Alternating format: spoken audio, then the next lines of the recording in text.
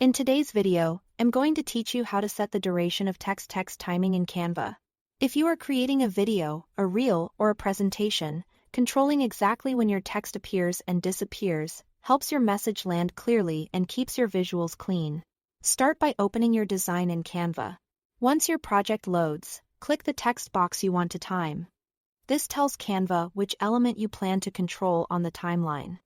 With the text box selected, enable the timing controls. On desktop, simply right-click the text and choose Show Timing or Show Element Timing. This reveals the timeline controls at the bottom of the editor. You'll now see a purple or white bar that represents the selected text on the timeline. Think of this bar as the on-face screen life of your text, where it starts, how long it stays visible, and when it ends. To change when the text first appears, drag the left edge of the bar to the exact moment you want it to pop in. To set when it disappears, drag the right edge to the point where you want it to fade out.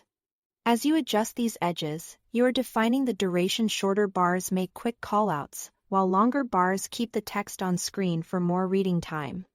If the timing is right but the placement is off, reposition the entire appearance by clicking and dragging the whole bar left or right. This keeps the duration the same while shifting the text to a different moment in your clip. It's a simple way to sync a title with a beat in your music. Match a caption to a scene change or stagger multiple text boxes so they appear in sequence.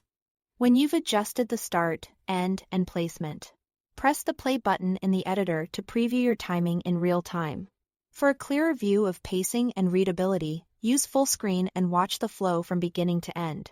Ask yourself whether the text appears right when the viewer needs it and whether it stays on screen long enough to read comfortably.